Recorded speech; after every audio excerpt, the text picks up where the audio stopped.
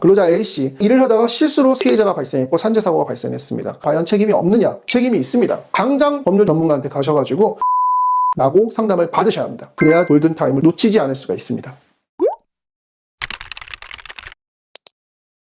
안녕하세요. 이기윤 변호사입니다. 자, 오늘 말씀드리고 싶은 거는 현장 근로자들, 사고가 났다라고 하면 현장 근로자의 책임은 어떤가? 항상 피해자 입장에서 보았는데 오늘은 이 근로자에게 초점을 맞춰보는 겁니다. 현장 근로자는 과연 책임이 없느냐? 책임이 있습니다. 일을 하시다가 사고가 났다. 그러면 회사가 배상을 하고 회사가 사장님이 처벌받고 산재가 되고 우린 모두가 이렇게 생각을 하죠. 근데 이 사고가 다른 동료 근로자가 개입해서 발생한 사고였거나 다른 동료 근로자의 관리 범위 안에 있는데도 불구하고 이 관리 범위가 제대로 작동을 안 해서 발생한 사고였다라고 한다면 이 근로자도 처벌받을 수가 있고 손해배상 소송의 책임이 올 수가 있습니다. 자, 근로자 A씨를 가정합시다. 근로자 A씨, 일을 하다가 실수로 사고를 냈어요. 피해자가 발생했고 산재사고가 발생했습니다. 생각을 합니다. 산재사고니까 사장님이 처벌받고 산재되고 손해배상 회사가 지고 나는 인사고과 불이익오고 문제가 좀 생기겠구나. 사실은 그게 아니에요.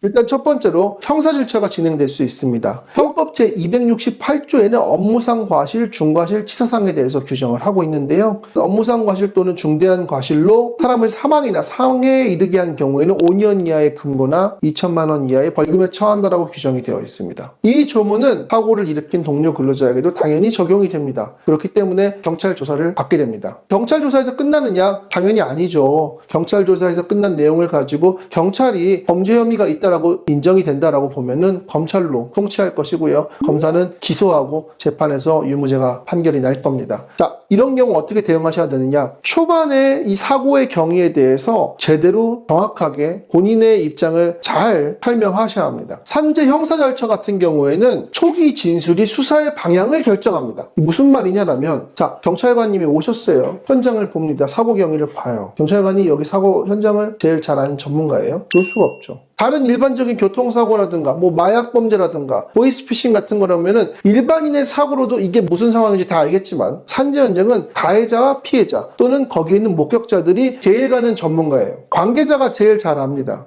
그 외에 수사관, 검사, 판사, 변호사 뭐 하는 공장이에요? 이런단 말이에요. 그렇다면 관계자가 설명을 잘 해줘야지 수사관도 사이트를 제대로 가져갈 수가 있어요. 자, 근로자 A씨 업무 범위가 이만큼이에요. 그런데 설명을 할 때 여기 안에 있던 분에 대해서 사고가 났어요랑 여기 바깥에 있던 분인데 이렇게 더 관리할 수도 있었을 텐데 이런 식으로 진술을 했다. 이거 완전 틀린 얘기입니다. 실제로 업무 범위가 무엇이었고 권한이랑 의무가 무엇이었는지 정확하게 설명해주고 그 사고 이르기까지 과정을 설명을 제대로 해줘야지 수사관님도 정확하게 보고서는 업무상 과실이 있는 것인지 아니면 A씨는 권한과 의무 안에서 할 바를 다 했지만 이 권한과 의무 바깥에서 예기치 못하게 사고가 발생한 것인지를 구분해낼 수가 있는 겁니다. 그렇기 때문에 초기 진술이 정말 중요해요. 결국 이 근로자 A씨는 산재사고가 났다. 부장님이 알아서 하겠지. 회사의 일이구나. 이게 아니고 당장 법률 전문가한테 가셔가지고 내가 이런 상황이 있으니 어떻게 설명하면 좋을까요? 나의 입장을 정확하게 전달하고 싶습니다. 라고 상담을 받으셔야 합니다. 그래야 초기 경찰 조사라는 골든타임을 놓치지 않을 수가 있습니다. 두 번째로 민사 대응입니다. 산재사고가 발생했고 근로자 A씨가 관여했다.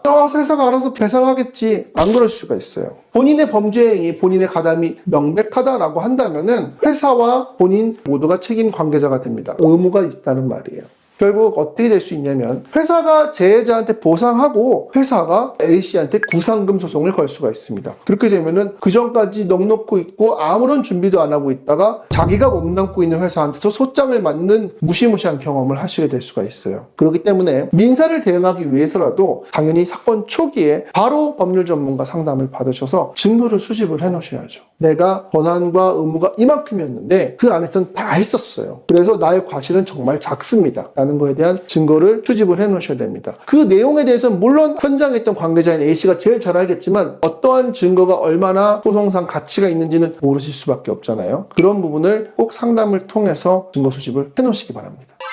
오늘은 산재 사고에 관여하게 된 근로자, 동료 근로자의 책임에 대해 살펴봤는데요. 회사가 다 알아서 해주겠지라는 생각이라던가 이건 회사의 일이야 라고 생각하시지 마시고 본인이 결국 경찰이나 법원에 가게 될 염려가 있습니다. 이런 부분에 대해서 꼭 고민해 보시고 미리미리 준비하시기 바랍니다. 감사합니다.